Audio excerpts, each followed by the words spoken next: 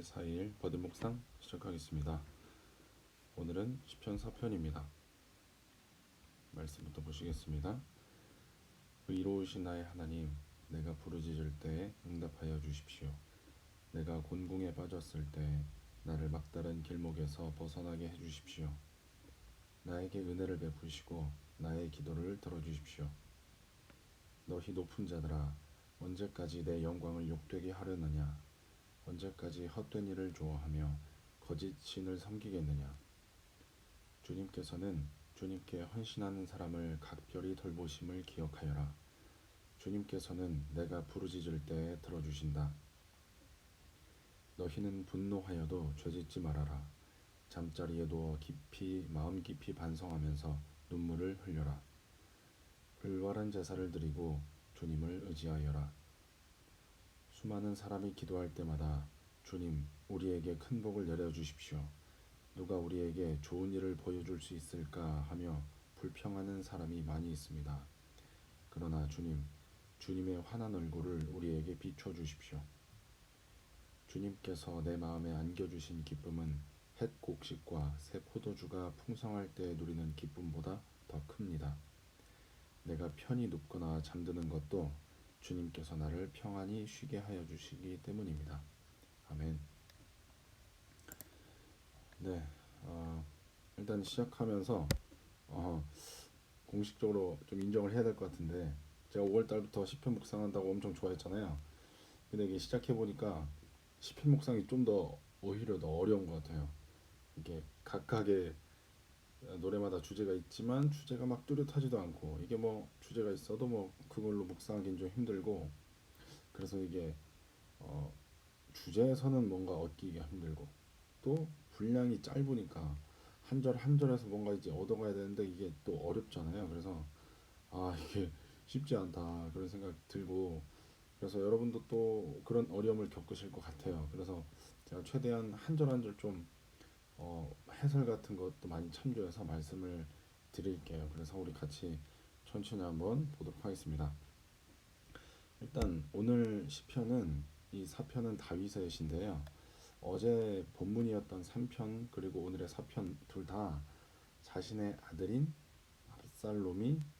압살롬이 쿠데타를 일으켜서 다윗이 도망치게 됐을 때 지어진 것으로 이제 알려져 있습니다.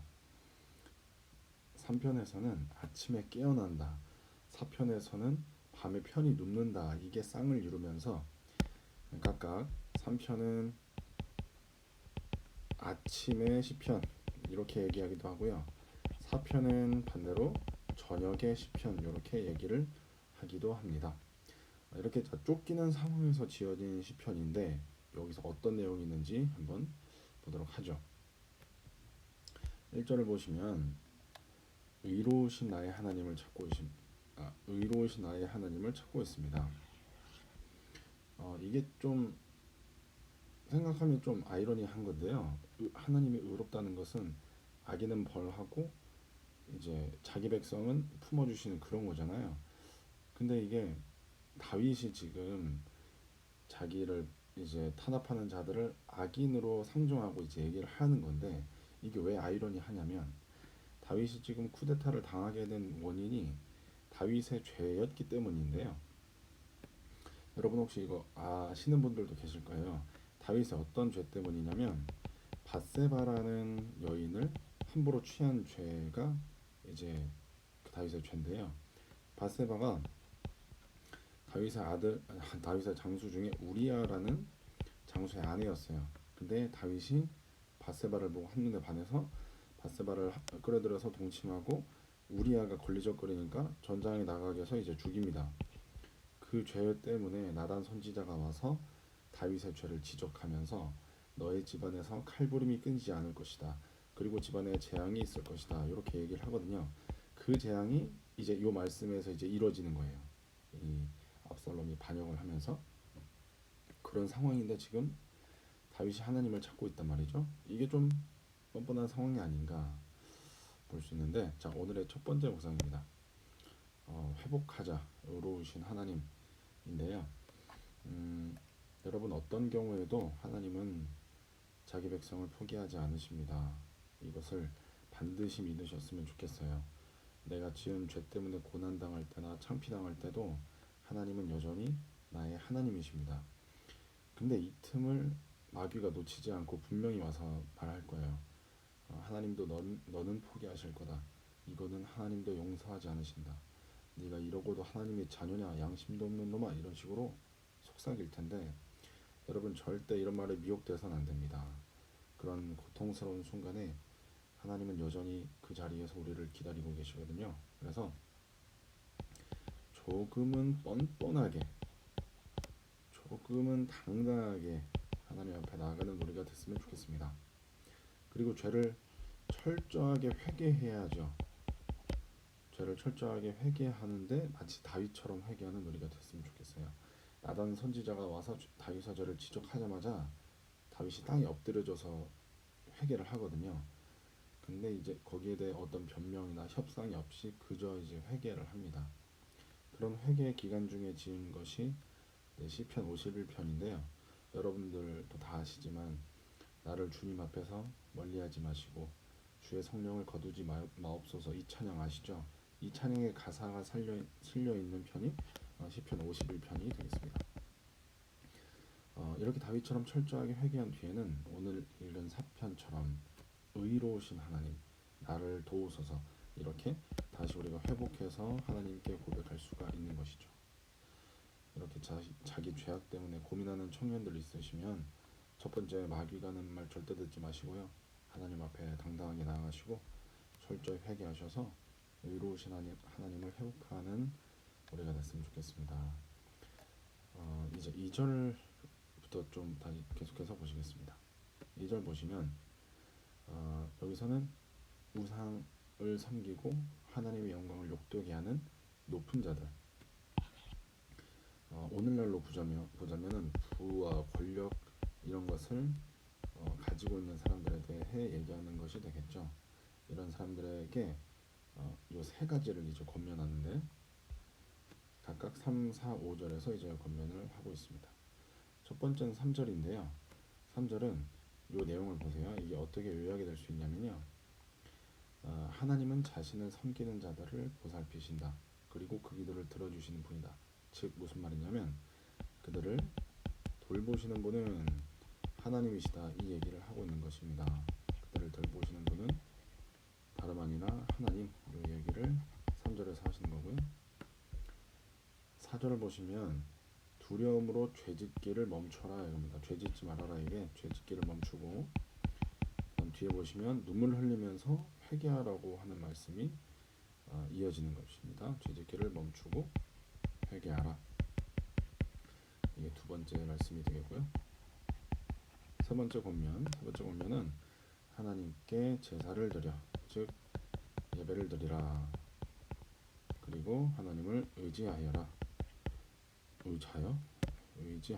이 세 개에 대해서 부와 권력을 가진 자들에게 이렇게 권면하고 있습니다. 오늘의 두 번째 묵상인데요. 요거는 이제 제 개인적인 묵상을 나누고 싶어요. 여기서는 부와 권력을 가진 사람들이 사실 우리 세대의 입장은 아니잖아요. 근데 나중에 여러분들이 부와 권력을 가질 때가 분명 온다고 생각해요. 각자의 사회 분야에서. 그때 우리가 어떤 걸 기억해야 되냐, 그런 거를 좀 나누고 싶은데요.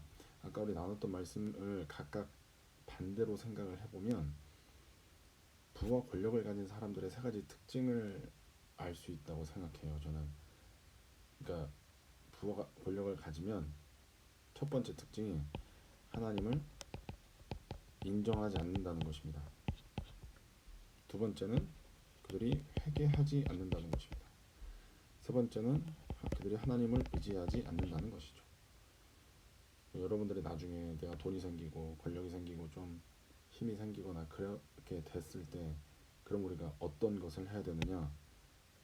우리는 하나님을 인정해야 돼요. 그럼 어떻게 돼야 되냐면 이 모든 것은, 내가 이룩한 모든 것은 하나님이 하셨다, 이런 생각이 우리한테 있었으면 좋겠고요. 두 번째는 아무리 작은 죄라도 죄는 죄다. 그래서 작은 일이라도 내가 하나님 앞에 회개하는 우리의 모습이 있었으면 좋겠고, 세 번째는 내가 아무리 잘났어도 나는 하나님만 의지한다. 이런 마음을 우리가 가졌으면 좋겠어요. 그래서 나중에 우리가 잘 되고 돈도 많고 힘이 생겼을 때 이런 겸손한 모습으로 살아가는 우리 청년들이 됐으면 좋겠습니다. 세 번째 묵상입니다. 4절, 6절, 7절, 8절에서 보면 사람들이 복을 찾아서 이리 기웃 저리 기웃합니다. 그런데 다윗은 하나님이 곧 복이라는 것을 깨달았어요. 왜냐하면 하나님이 주시는 참 기쁨과 평안을 알았기 때문입니다. 자, 오늘의 세 번째 묵상입니다. 하나님 외에 다른 데서 복을 찾으려는 노력은 모두 헛수고입니다. 돈이나 권력, 명예, 인기가 복이 될 거라는 것은 착각입니다. 참된 복은 하나님으로부터 옵니다. 하나님을 찾고 하나님을 사랑하고 하나님을 예배하는 것이 참된 복인 줄로 믿습니다. 제가 이렇게 정리를 했는데 지금 너무 뻔하잖아요. 너무 당연한 얘기고. 그러면 한번 이거 생각을 해보는 게 좋을 것 같아요. 자기한테 질문을 한번 해보는 거예요. 비교하는 겁니다. 첫 번째, 회사에서 보너스를 받는 게 좋을까요? 여러분들이 큐티 할 때 좋은 말씀 발견하는 게 좋을까요? 생각해 보는 겁니다. 두 번째, 여러분들 월급이 오르는 게 좋을까요? 아니면 여러분들이 수련회 가서 아주 은혜 받는 것이 좋을까요? 글씨가 굉장히 더럽네요. 세 번째, 여러분들이 좋은 회사, 누구나 인정할 만한 좋은 회사에 취직하거나 그런 직장을 갖는 게 좋을까요? 좋은 교회를 만난 게 기분이 좋을까요? 여러분들이 이런 세 가지 질문에 대해서 스스로한테 답해 보는 거예요. 자, 여러분들이 지금 다 후자라고 대답하셨다. 그럼 아주 잘하고 계신 거죠. 앞으로도 그 마음 변치 않으셨으면 좋겠고, 만약에 내가 다 전자를 얘기했다. 그럼 괜찮아요. 내가 오늘부터라도 내가 하나님이 참된 복이신 것을 깨달을 수 있도록 더 이상 세상에서 복을 찾지 않고 내가 하나님을 찾는 내가 되겠다. 이렇게 기도하는 우리가 됐으면 좋겠습니다. 자, 오늘 묵상 정리할 텐데요. 첫 번째, 우리가 각자가 죄 중에 고통받고 계신 분들이 있다면 꼭 하나님께 나오시고요. 회개하셔서 다시 의로우신 하나님을 회복하는 우리가 됐으면 좋겠습니다. 두 번째, 내가 권력을 갖고 돈을 벌게 되더라도 꼭 여러분들이 잊지 말아야 할 세 가지 있어요. 하나님이 하셨다. 작은 죄도 죄다. 하나님만 의지한다. 이 세 가지를 꼭 기억하셨으면 좋겠어요. 마지막, 하나님이 복이시라는 사실을 잊지 않는 우리가 됐으면 좋겠습니다. 오늘의 묵상 여기까지입니다.